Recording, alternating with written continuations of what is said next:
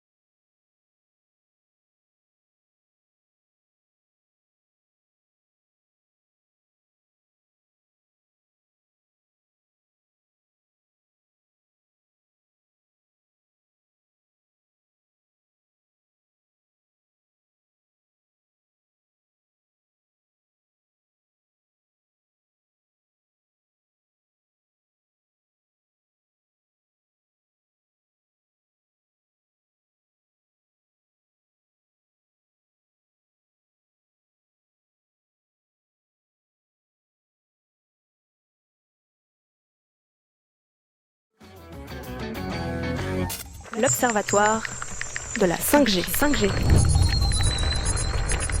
5G et santé, quels sont les dangers? Après plusieurs mois de polémique, on se pose toujours la question. Alors ce soir, nos collègues de 36.9 sur RTS1 tenteront d'y répondre, Théo Chavaillard. Oui, on aura droit à une mise à jour des connaissances récentes à propos de la 5G en Suisse, ainsi que des explications assez précises et très imagées sur les conséquences et les enjeux qui entourent cette 5e génération de télécommunications mobiles. En gros, si vous n'aviez pas tout compris sur la 5G jusqu'à aujourd'hui, regardez 36.9 ce soir à 20h15 sur RTS1.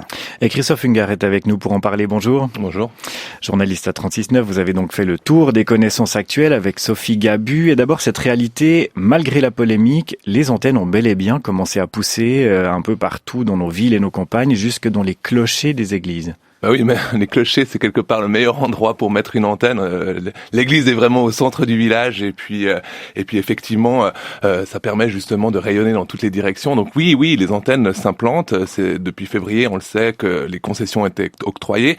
Ce qui a changé depuis cet été, c'est qu'il y a beaucoup moins de publicité. On le voit moins, c'est moins fanfaronnant. Les opérateurs sont un peu plus discrets, mais les antennes continuent, en tout cas dans les cantons où ils ont le droit de le faire, ils continuent à poser ces antennes. Ouais, moins de questions parce que c'est devenu très impopulaire.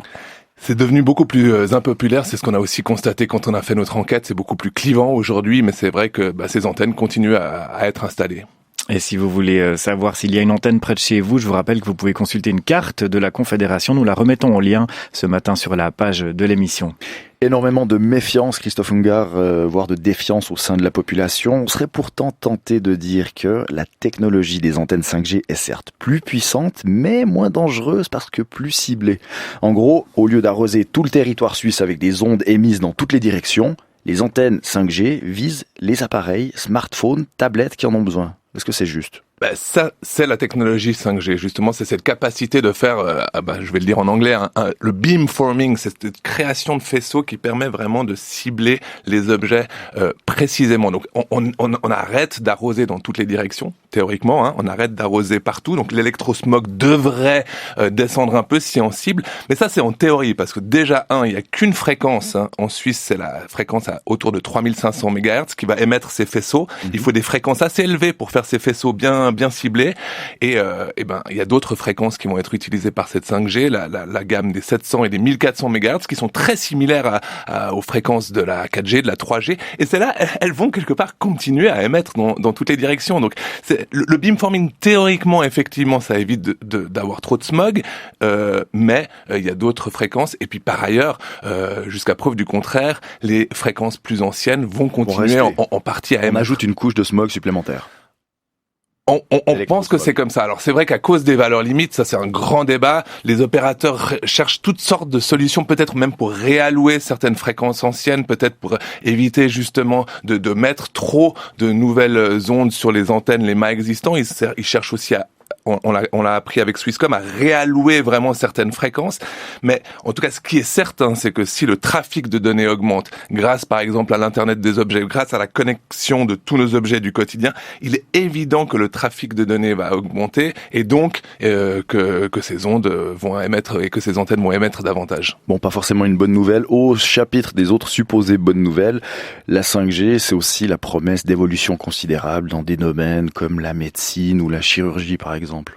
Alors oui, alors ça c'est les grosses promesses de la 5G, on l'a entendu depuis le début de l'année, c'est une transmission d'informations plus rapide, c'est un temps de latence diminué. Donc oui, c'est un super avantage par exemple pour la téléchirurgie, on en parle dans notre reportage ce soir. Voilà, même certains médecins un petit peu sceptiques trouvent que c'est une avancée intéressante. Imaginez, on est à Genève, on opère quelqu'un en Centrafrique, il faut évidemment que le geste robotique de l'autre côté soit fait instantanément. Qu'il n'y ait pas de latence.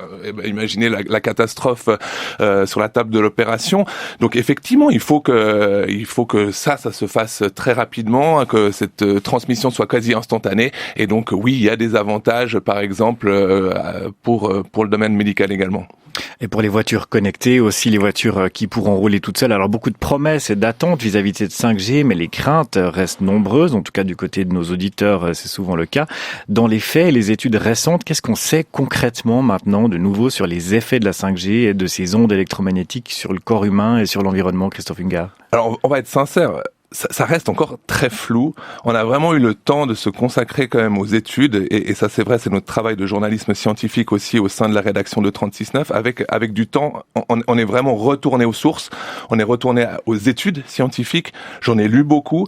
Je me suis beaucoup concentré sur un programme national de recherche, le 57, sur le rayonnement non ionisant, parce que tout ça, c'est du rayonnement non ionisant, la 3G, la 4G également.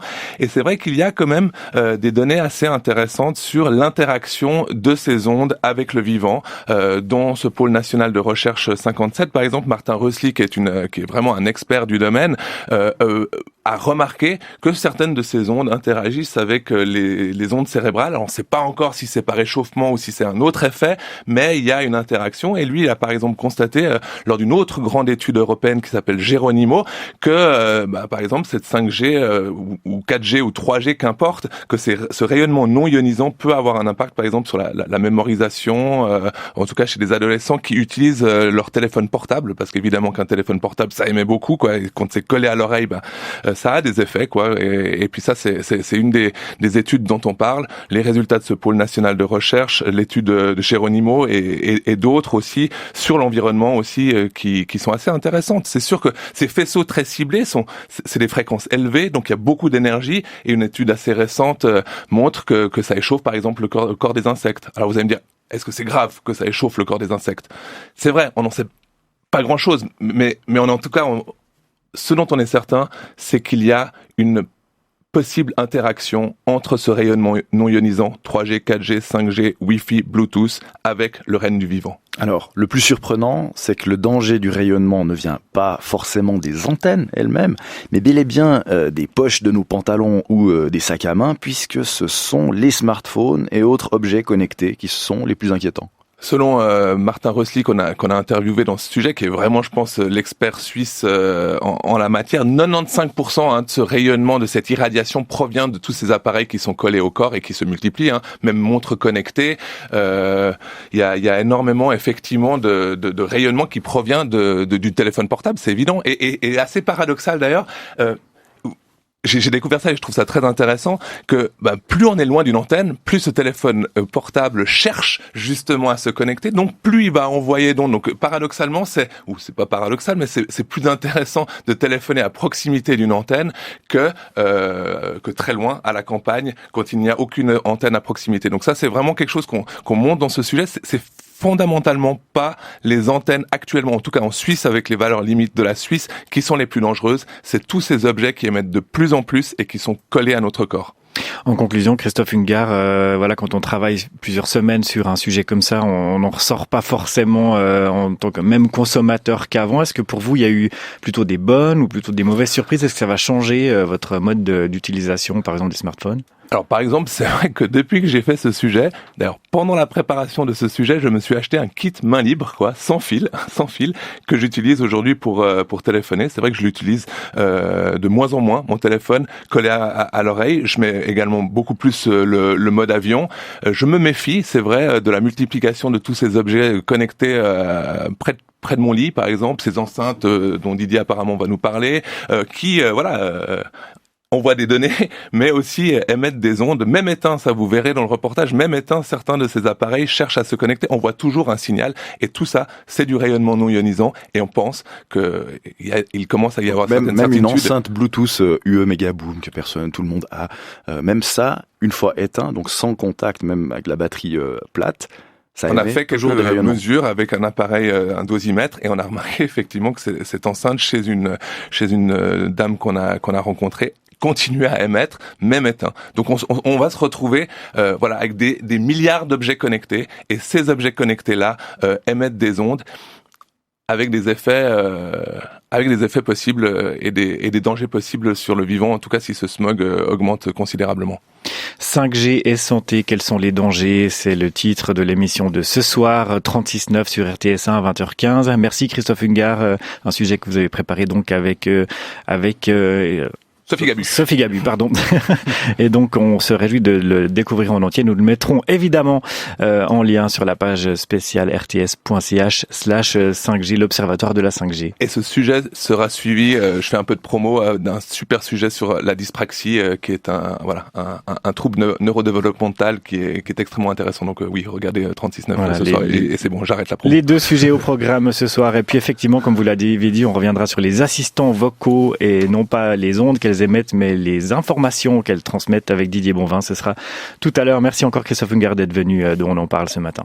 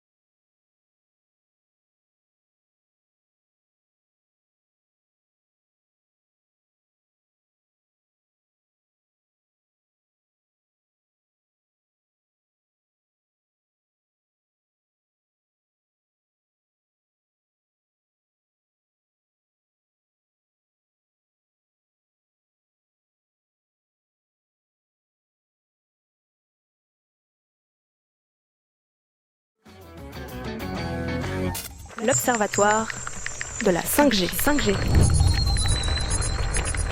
5G et santé, quels sont les dangers? Après plusieurs mois de polémique, on se pose toujours la question. Alors ce soir, nos collègues de 36.9 sur RTS1 tenteront d'y répondre, Théo Chavaillard. Oui, on aura droit à une mise à jour des connaissances récentes à propos de la 5G en Suisse, ainsi que des explications assez précises et très imagées sur les conséquences et les enjeux qui entourent cette 5e génération de télécommunications mobiles. En gros, si vous n'aviez pas tout compris sur la 5G jusqu'à aujourd'hui, regardez 36.9 ce soir à 20h15 sur RTS1. Et Christophe Ungar est avec nous pour en parler. Bonjour. Bonjour.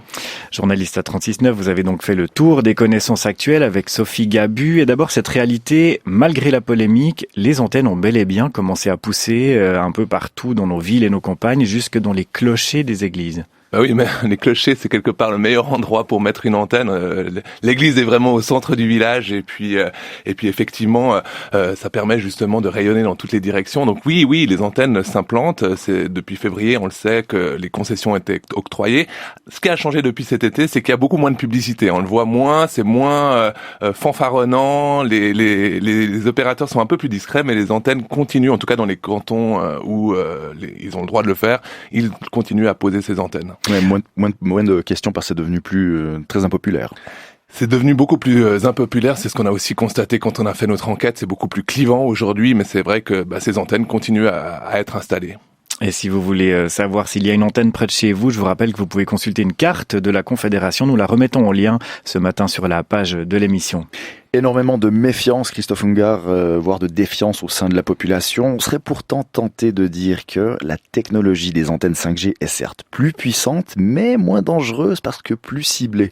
En gros, au lieu d'arroser tout le territoire suisse avec des ondes émises dans toutes les directions, les antennes 5G visent les appareils, smartphones, tablettes qui en ont besoin. Est-ce que c'est juste ?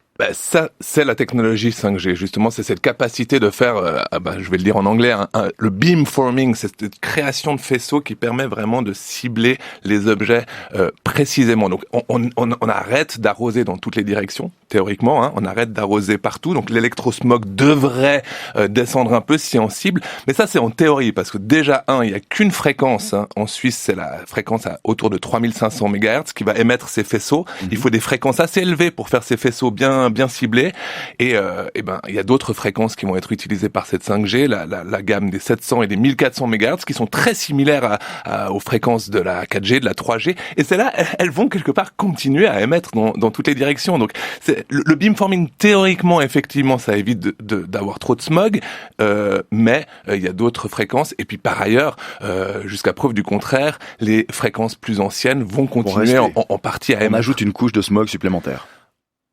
On pense que c'est comme ça. Alors c'est vrai qu'à cause des valeurs limites, ça c'est un grand débat. Les opérateurs cherchent toutes sortes de solutions, peut-être même pour réallouer certaines fréquences anciennes, peut-être pour éviter justement de mettre trop de nouvelles ondes sur les antennes, les mâts existants. Ils cherchent aussi on l'a appris avec Swisscom, à réallouer vraiment certaines fréquences.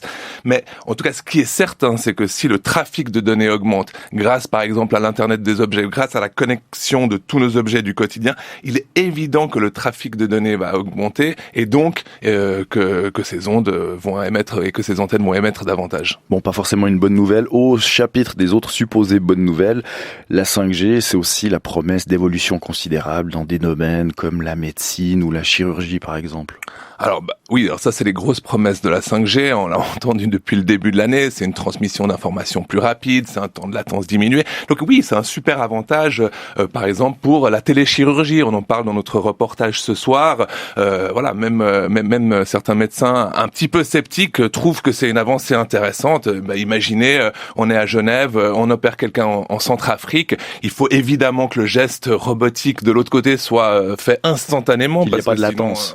Imaginez la catastrophe sur la table de l'opération. Donc effectivement, il faut que ça se fasse très rapidement, que cette transmission soit quasi instantanée. Et donc oui, il y a des avantages, par exemple pour le domaine médical également. Et pour les voitures connectées, aussi les voitures qui pourront rouler toutes seules. Alors beaucoup de promesses et d'attentes vis-à-vis de cette 5G, mais les craintes restent nombreuses. En tout cas, du côté de nos auditeurs, c'est souvent le cas. Dans les faits, les études récentes, qu'est-ce qu'on sait concrètement maintenant de nouveau sur les effets de la 5G et de ces ondes électromagnétiques sur le corps humain et sur l'environnement, Christophe Ungar ? Alors, on va être sincère. ça reste encore très flou. On a vraiment eu le temps de se consacrer quand même aux études, et ça c'est vrai, c'est notre travail de journalisme scientifique aussi au sein de la rédaction de 36.9.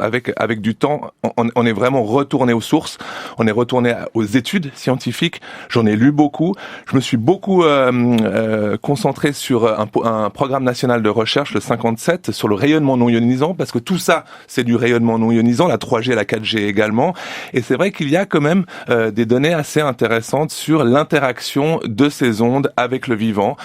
Dans ce pôle national de recherche 57, par exemple, Martin Rösli, qui est vraiment un expert du domaine, a remarqué que certaines de ces ondes interagissent avec les ondes cérébrales. Alors on ne sait pas encore si c'est par réchauffement ou si c'est un autre effet, mais il y a une interaction. Et lui, il a par exemple constaté, lors d'une autre grande étude européenne qui s'appelle Geronimo, que par exemple cette 5G ou 4G ou 3G, qu'importe, que ce rayonnement non ionisant peut avoir un impact par exemple sur la mémorisation, en tout cas chez des adolescents qui utilisent leur téléphone portable, parce qu'évidemment qu'un téléphone portable ça émet beaucoup, quoi, et quand c'est collé à l'oreille, ça a des effets, quoi. Et puis ça, c'est une des études dont on parle, les résultats de ce pôle national de recherche, l'étude de Geronimo et d'autres aussi sur l'environnement aussi, qui sont assez intéressantes. C'est sûr que ces faisceaux très ciblés c'est des fréquences élevées, donc il y a beaucoup d'énergie, et une étude assez récente montre que ça échauffe par exemple le corps des insectes. Alors vous allez me dire, est-ce que c'est grave que ça échauffe le corps des insectes?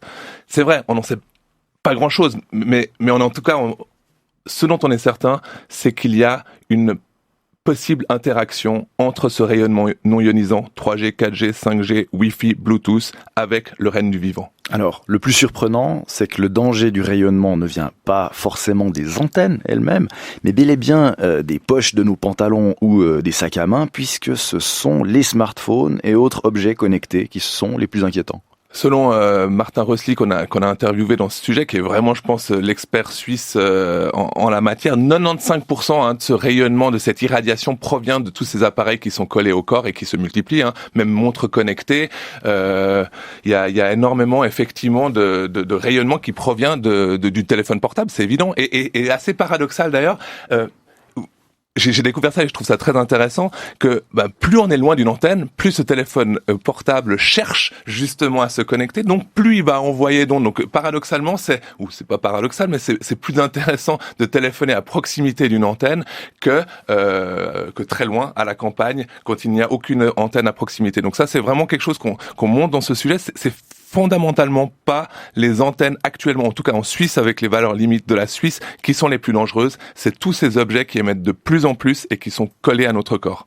En conclusion, Christophe Ungart, quand on travaille plusieurs semaines sur un sujet comme ça, on n'en ressort pas forcément en tant que même consommateur qu'avant. Est-ce que pour vous, il y a eu plutôt des bonnes ou plutôt des mauvaises surprises? Est-ce que ça va changer votre mode d'utilisation, par exemple, des smartphones?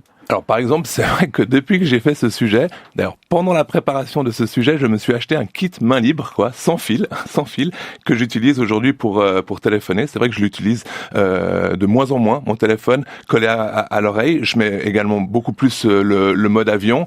Je me méfie, c'est vrai, de la multiplication de tous ces objets connectés près de mon lit, par exemple, ces enceintes dont Didier apparemment va nous parler, qui envoient des données, mais aussi émettent des ondes. Même éteint, ça vous verrez dans le reportage, même éteint, certains de ces appareils cherchent à se connecter, on voit toujours un signal, et tout ça, c'est du rayonnement non ionisant, et on pense qu'il commence à y avoir certaines certitudes. Même une enceinte Bluetooth UE Megaboom que tout le monde a, même ça, une fois éteint, donc sans contact, même avec la batterie plate, on a fait quelques mesures avec un appareil, un dosimètre, et on a remarqué effectivement que cette enceinte chez une dame qu'on a rencontrée continuer à émettre, même éteint. Donc on va se retrouver avec des milliards d'objets connectés, et ces objets connectés-là émettent des ondes avec des effets possibles et des dangers possibles sur le vivant, en tout cas si ce smog augmente considérablement. 5G et santé, quels sont les dangers? C'est le titre de l'émission de ce soir, 36.9 sur RTS1 à 20h15. Merci Christophe Ungart, un sujet que vous avez préparé donc avec Sophie Gabu, pardon. Et donc, on se réjouit de le découvrir en entier. Nous le mettrons évidemment en lien sur la page spéciale rts.ch/5G, l'Observatoire de la 5G. Et ce sujet sera suivi, je fais un peu de promo, d'un super sujet sur la dyspraxie, qui est un trouble neurodéveloppemental qui est extrêmement intéressant. Donc oui, regardez 36.9 ce soir et c'est bon, j'arrête la promo. Les deux sujets au programme ce soir. Et puis effectivement, comme vous l'avez dit, on reviendra sur les assistants vocaux et non pas les ondes qu'elles émettent, mais les informations qu'elles transmettent avec Didier Bonvin. Ce sera tout à l'heure. Merci encore Christophe Ungard d'être venu, dont on en parle ce matin.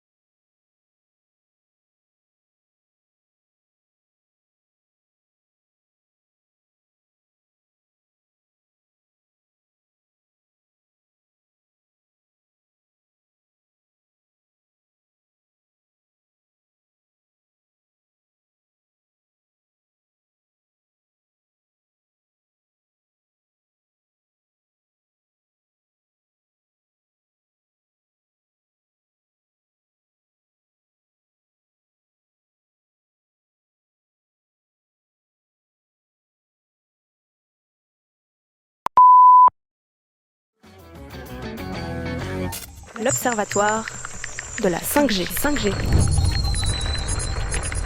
5G et santé, quels sont les dangers? Après plusieurs mois de polémique, on se pose toujours la question. Alors ce soir, nos collègues de 36.9 sur RTS1 tenteront d'y répondre, Théo Chavaillard. Oui, on aura droit à une mise à jour des connaissances récentes à propos de la 5G en Suisse, ainsi que des explications assez précises et très imagées sur les conséquences et les enjeux qui entourent cette 5e génération de télécommunications mobiles. En gros, si vous n'aviez pas tout compris sur la 5G jusqu'à aujourd'hui, regardez 36.9 ce soir à 20h15 sur RTS1. Et Christophe Ungar est avec nous pour en parler. Bonjour. Bonjour. Journaliste à 36.9, vous avez donc fait le tour des connaissances actuelles avec Sophie Gabu. Et d'abord, cette réalité, malgré la polémique, les antennes ont bel et bien commencé à pousser un peu partout dans nos villes et nos campagnes, jusque dans les clochers des églises. Bah oui, mais les clochers, c'est quelque part le meilleur endroit pour mettre une antenne. L'église est vraiment au centre du village et puis effectivement, ça permet justement de rayonner dans toutes les directions. Donc oui, les antennes s'implantent. C'est depuis février, on le sait, que les concessions étaient octroyées. Ce qui a changé depuis cet été, c'est qu'il y a beaucoup moins de publicité. On le voit moins, c'est moins fanfaronnant. Les opérateurs sont un peu plus discrets, mais les antennes continuent, en tout cas dans les cantons où ils ont le droit de le faire, ils continuent à poser ces antennes. Ouais, moins de questions parce que c'est devenu très impopulaire. C'est devenu beaucoup plus impopulaire, c'est ce qu'on a aussi constaté quand on a fait notre enquête, c'est beaucoup plus clivant aujourd'hui, mais c'est vrai que ces antennes continuent à être installées. Et si vous voulez savoir s'il y a une antenne près de chez vous, je vous rappelle que vous pouvez consulter une carte de la Confédération. Nous la remettons en lien ce matin sur la page de l'émission. Énormément de méfiance, Christophe Ungar, voire de défiance au sein de la population. On serait pourtant tenté de dire que la technologie des antennes 5G est certes plus puissante, mais moins dangereuse parce que plus ciblée. En gros, au lieu d'arroser tout le territoire suisse avec des ondes émises dans toutes les directions, les antennes 5G visent les appareils, smartphones, tablettes qui en ont besoin. Est-ce que c'est juste ?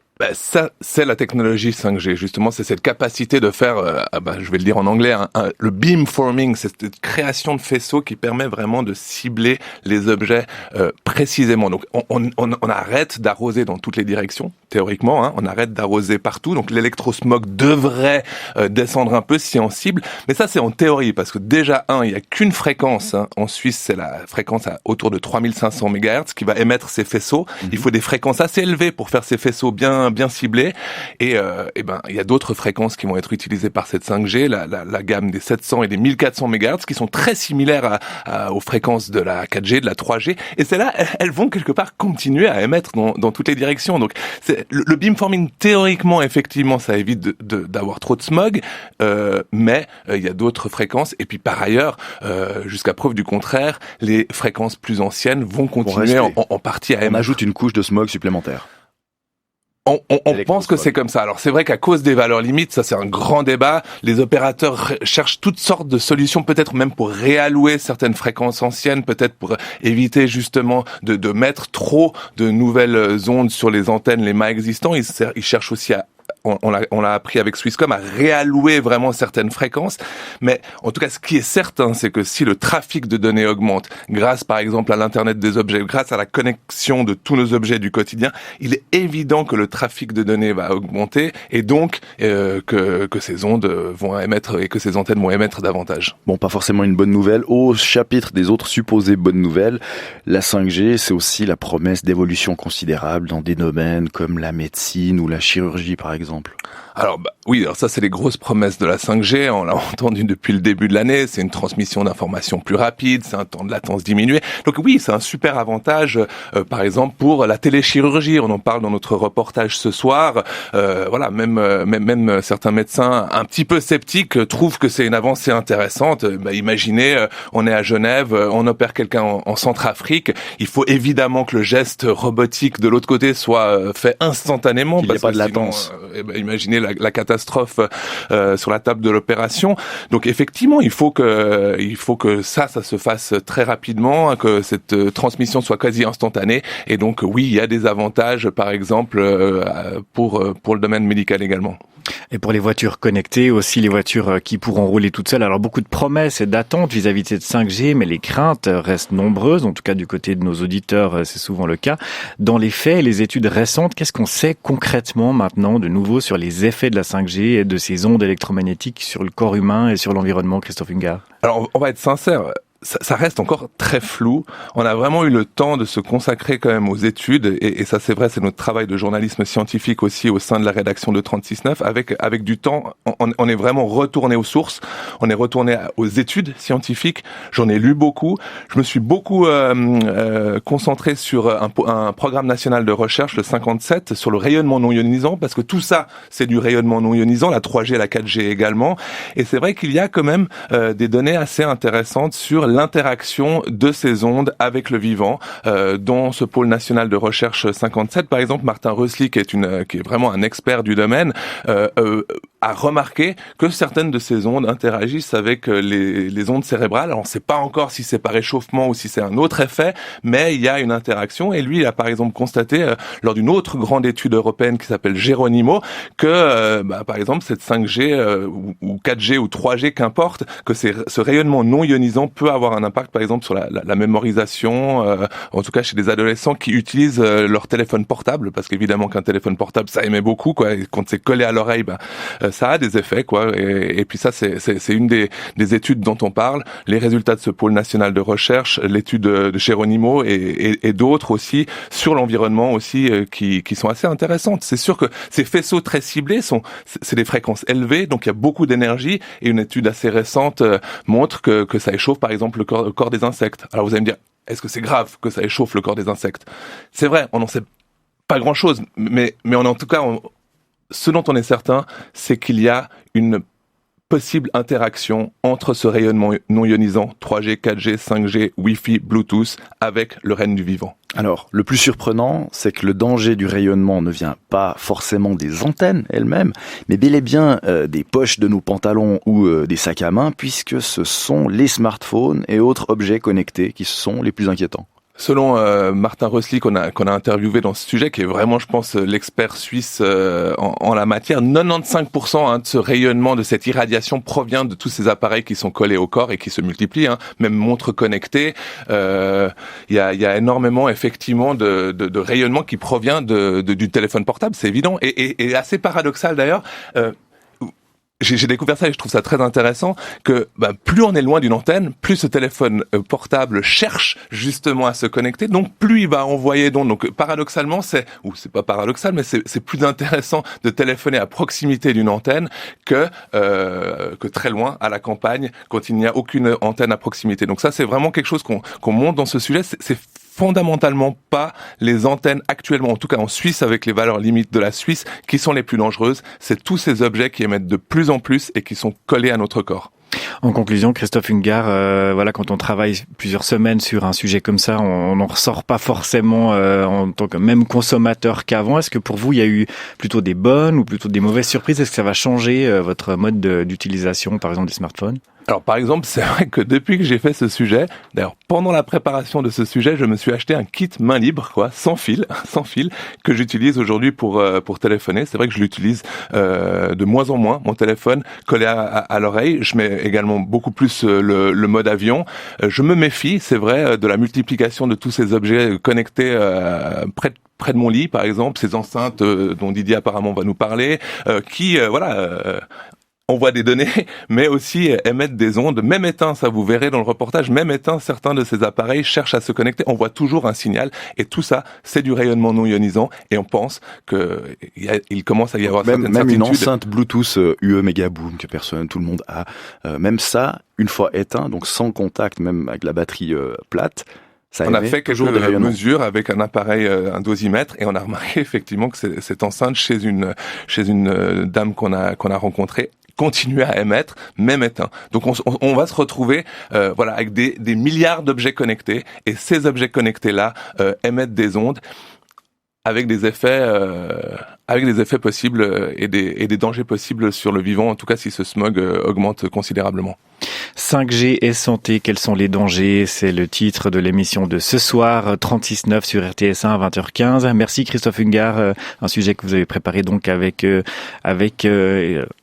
Sophie Gabu, pardon. Et donc, on se réjouit de le découvrir en entier. Nous le mettrons évidemment en lien sur la page spéciale rts.ch/5G, l'Observatoire de la 5G. Et ce sujet sera suivi, je fais un peu de promo, d'un super sujet sur la dyspraxie, qui est un trouble neurodéveloppemental qui est extrêmement intéressant. Donc oui, regardez 36.9 ce soir et c'est bon, j'arrête la promo. Les 2 sujets au programme ce soir. Et puis effectivement, comme vous l'avez dit, on reviendra sur les assistants vocaux et non pas les ondes qu'elles émettent, mais les informations qu'elles transmettent avec Didier Bonvin. Ce sera tout à l'heure. Merci encore Christophe Ungard d'être venu, dont on en parle ce matin.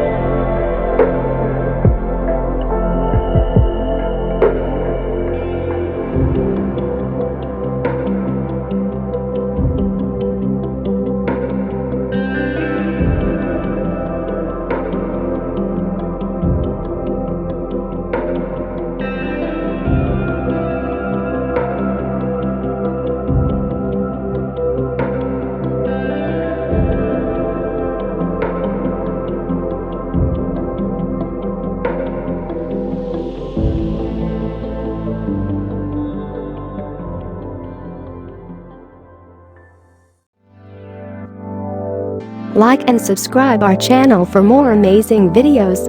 Also, don't forget to share it with your friends. Contact French NU to learn French language. We provide online classes for DELF preparation, TEF preparation, academic course preparation for kids, and accent improvement.